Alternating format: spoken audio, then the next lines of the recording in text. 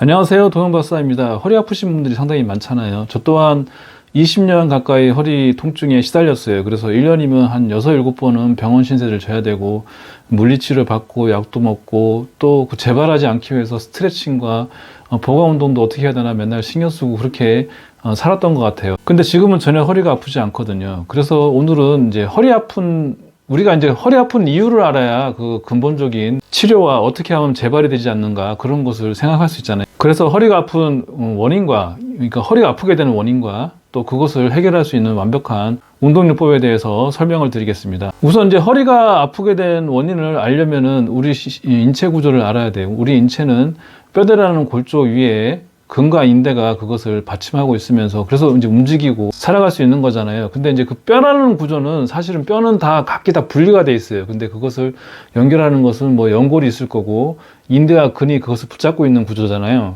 특히 척추뼈는 다 각기 다 분리가 더 돼 있잖아요. 조그맣게 돼 있는데 그것을 연골이 중간중간 연결돼 있고 그 밑에는 골반뼈가 연결되어 있고 그렇게 되어 있습니다. 이렇게 조그만 크기로 척추가 되어 있는 것을 연결하는 이 물렁뼈가 어느 한 곳이 눌리게 되면은 신경을 누르게 되고 그 신경이 작용을 해서 그쪽에 있는 척추 기립근 쪽 근육이 뭉쳐가지고 허리가 아프게 되는 것입니다. 허리가 아프게 되는 원인은 잘못된 자세와 또 돌아간 골반뼈로 인해서 집안이 이제 골반뼈가 이제 어느 한쪽이 약간 골반뼈가 있는데 밑으로 내려가 있다 그러면은 전체 집안이 골조가 완벽하지 않으니까 그 위에 있는 척추뼈들은 다 자세가 안 잡히고 다 삐뚤삐뚤하게 돼 있잖아요. 밑에 있는 골반뼈가 좌우 대칭이 돼서 딱 그 집안을 잘 받치고 있어야 되는데 이것이 삐뚤어지면은 허리 위에 있는 척추들이 다 삐뚤어지는 것이죠. 또한 골반뼈가 좌우 대칭이 잘 되어 있는 그러한 사람이라도 잘못된 자세가 있으면은 잘못된 자세로 인해서 그것이 어느 한쪽으로 치우치게 되고 점점 그렇게 되면서 이제 이 물렁뼈 있는 부분이 눌리게 되고 그래서 그쪽에 있는 신경이 눌리게 되면서 허리 뒤쪽에 이제 이 척추를 잡아주는 그 근육들이 뭉치게 되면서 아프게 되는 것이거든요. 척추를 따라 척추 기립근이 이렇게 길게 자리 잡고 있는데 척추 정렬이 잘못돼서 어느 한쪽이 눌리게 되면서 이쪽에 신경을 누르게 되면은 찌릿하면서 이쪽에 있는 근육이 뭉치게 돼요. 뭉치게 되면서 허리가 아프게 되는 것입니다. 이렇게 허리가 아픈 이유를 보면 이제 명확하게 보이잖아요.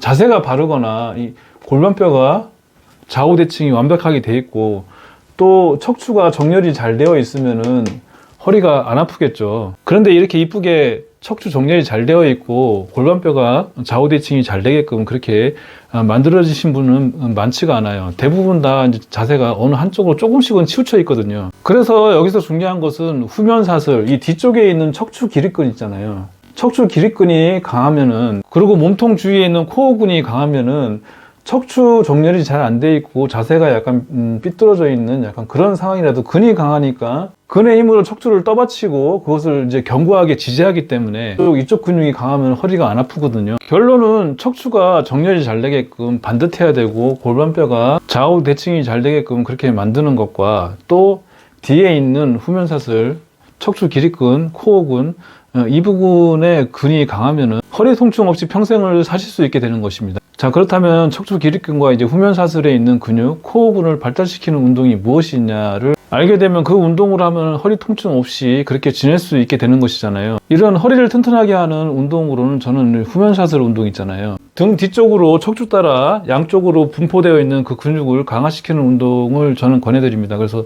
턱걸이라든지 그 헬스클럽의 랩풀다운 있잖아요. 잡아당겨서 이 강배근 쪽을 강화시키는 것, 또 승모근하고 척추 기립근까지 같이 이제 강화가 되기 때문에 그런 것을 권해드리고 정말 권해드리고 싶은 거는 데드리프트 있잖아요.